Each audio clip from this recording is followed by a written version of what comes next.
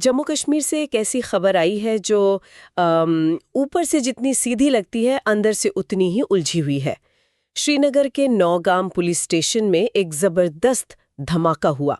खबरों में इसे एक हादसा बताया जा रहा है, लेकिन आज हम जो जानकारी खंगालने वाले हैं उससे पता चलता है कि ये सिर्फ एक हादसा नहीं है, इसके तार एक बहुत बड़ी आतंकी साजिश की जांच से जुड़े हैं। बिल्कुल। और देखिए, ये मामला सिर्फ श्रीनगर के एक पुलिस स्टेशन तक सीमित नहीं है।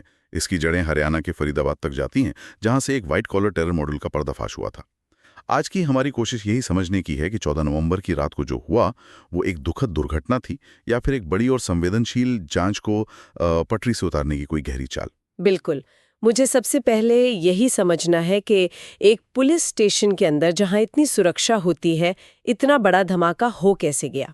चलिए बिल्कुल शुरुआत से समझते हैं, हुआ क्या था उस रात। ये घटना है 14 नवंबर 2025 की रात के करीब 11:15 बजे।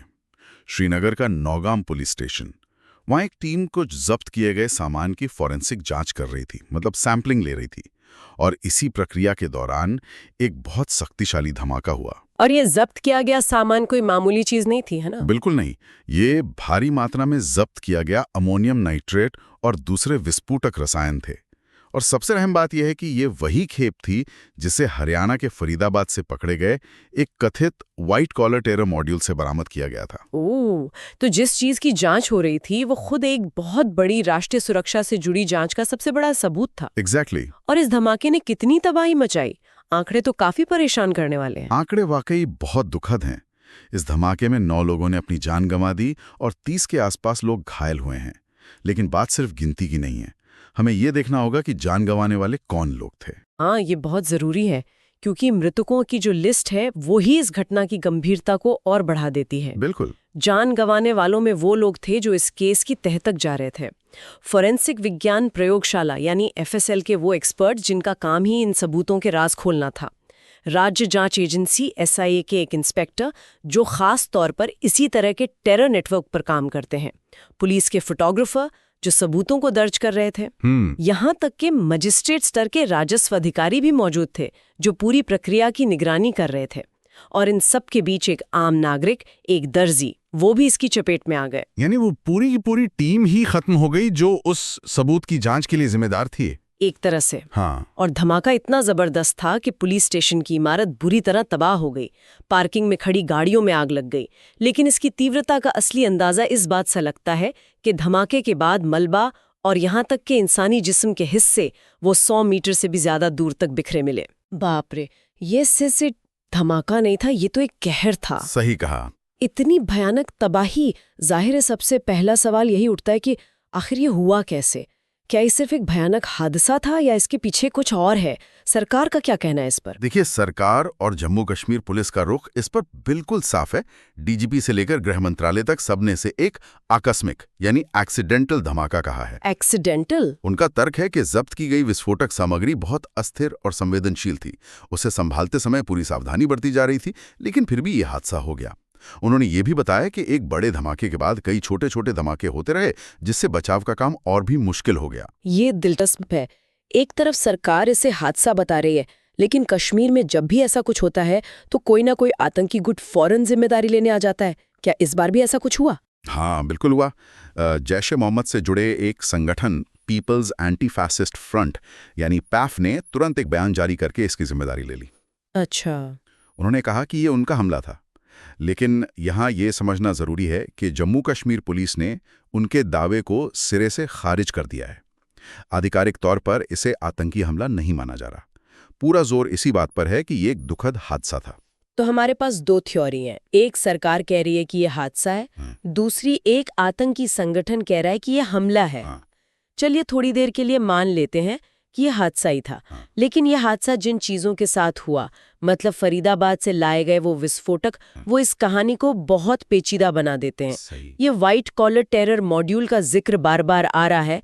ये है क्या और इस धमाके से इसका क्या लेना देना है? यही इस पूरे मामले का सबसे अहम पहलू है। देखिए, ये विस्फोटक सिर्फ विस्फोटक नहीं थे, ये एक बहुत बड़ी जांच की रीढ़ की हड्डी थे। कुछ समय पहले हरियाणा के फरीदाबाद में एक टेरर मॉड्यूल का भंडाफोड़ हुआ था। इसे व्हाइट कॉलर इसलिए कहा जा रहा है क्योंकि इसमें शामिल लोग पढ़े लिखे, सामान्य नौकरी पेशा या व्यवसायी हो सकते हैं, अच्छा, जिन पर कोई आसानी से शक नहीं करता। बिल्कुल। ये लोग समाज में घुल मिल कर रहते हैं और यही चीज इन्हें ज्यादा खतरनाक बनाती है। और ये विस्फोटक उसी मॉड्यूल से मिले थे। हाँ, अब आप पूरी तस्वीर देखिए। एक बेहद खतरनाक अदृश्य नेटवर्क की जांच चल रही है। उस जांच का सबसे ठोस सबूत ये विस्फोटक हैं। उन सबूतों की फॉरेंसिक जांच होनी है ताकि नेटवर्क के हर तार को पकड़ा जा सके। और ठीक जांच के दौरान वो सबूत ही एक धमाके में उड़ जाते हैं। तो ये सिर्फ सबूतों का नष्ट होना नहीं है, ये एक तरह से उस पूरे व्हाइट कॉलर नेटवर्क को बचाने जैसा हो गया, भले ही अनजाने में हुआ हो। बिल्कुल। और यही सबसे बड़ा खतरा है। जब आप पारंपरिक आतंकवादियों से लड़ते हैं तो दुश्मन सामने होता है, लेकिन व्हाइट कॉलर मॉड्यूल अदृश्य होते हैं। उनके खिलाफ सबूत जुटाना बेहद मुश्किल होता है और जो सबूत मिलते हैं वो उतने ही नाजुक होते हैं। इस एक धमाके ने शायद उस अदृश्य दुश्मन को महीनों या सालों के लिए फिर से अंधेरे में धकेल दिया है। इससे जांच में सिर्फ देरी नहीं होगी, हो सकता है कि केस इतना कमजोर पड़ जाए कि उसे साबित करना ही नामुमकिन हो जाए। ये तो राष्ट्रीय सुरक्षा के लिए एक बहुत बड़ा झटका है। जाहिर है सरकार ने कुछ तो कदम उठाए होंगे, मुआवजे वगैरह का ऐलान हुआ है। हाँ, वो तत्काल प्रतिक्रिया थी। जम्मू कश्मीर सरकार ने मृतकों के परिवारों को 10-10 लाख रुपए और जो गंभीर रूप से घायल हैं उन्हें 1-1 लाख रुपए की मदद का ऐलान किया है।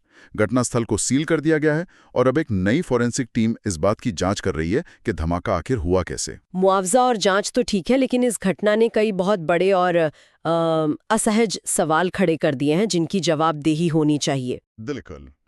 और सबसे पहला और सबसे बड़ा सवाल हमारी सुरक्षा प्रोटोकॉल पर उठता है। क्या इतनी भारी मात्रा में इतने अस्थिर और खतरनाक विस्फोटक को श्रीनगर जैसे घनी आबादी वाले शहर के बीच एक पुलिस स्टेशन में रखना सही फैसला था? क्या हमारे पास ऐसी चीजों को संभालने के लिए मानक संचालन प्रक्रियाएं यानी SOPs हैं?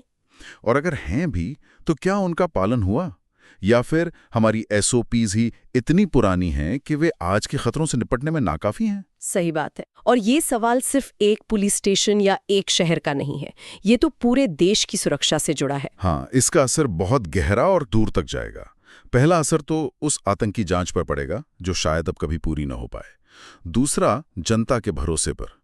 जब लोग सुनते हैं कि एक पुलिस स्टेशन जिसे सबसे सुरक्षित जगह माना जाता है वहीं ऐसा धमाका हो गया, तो सुरक्षा व्यवस्था पर उनका यकीन डगमगाता है। और खास तौर पर कश्मीर जैसे संवेदनशील इलाके में। बिल्कुल, वहां तो सुरक्षा बल हमेशा हाई अलर्ट पर रहते हैं। इस तरह की घटना पूरे सुरक्षा तंत्र की क्षमता पर एक बड़ा प्रश्न चिन्ह लगा देती है। तो अगर हम पूरी बात को समेटें तो नौगाम पुलिस स्टेशन में जो हुआ वो सतह पर एक भयानक हादसा दिखता है जिसमें कई जानें गईं। लेकिन इसकी गहराई में जाएं तो ये आतंकवाद के खिलाफ एक अहम लड़ाई में एक बड़ी हार जैसा है। एक ऐसी घटना जिसने न सिर्फ जानें लीं बल्कि एक खतरनाक आतंकी नेटवर्क के खिलाफ सबसे बड़े सबूतों को भी मिटा दिया और हमारी अपनी सुरक्षा प्रक्रियाओं पर गंभीर सवाल खड़े कर दिए। बिल्कुल। और इस पूरी चर्चा के बाद एक सवाल है जो हमें सोचना चाहिए। आतंकवाद से जब भी कोई विस्फोटक या खतरनाक सामग्री जब्त होती है तो उसे सबूत के तौर पर रखना हमारी मजबूरी है। लेकिन क्या भविष्य के लिए हमें ऐसी सामग्रियों को रखने और उनकी जांच करने के लिए आबादी से दूर किसी खास तौर पर बनाई गई हाई सिक्योरिटी फैसिलिटी की जरूरत नहीं है? सबूतों को बचाना जरूरी है, लेकिन क्या यह हमारे अपने सुरक्षाकर्मियों और आम नागरिकों की जान दांव पर लगाकर किया जाना चाहिए? ये एक ऐसा सवाल है जिसका जवाब हमारी सुरक्षा एजेंसियों को जल्द से जल्द खोजना होगा ताकि ऐसा हादसा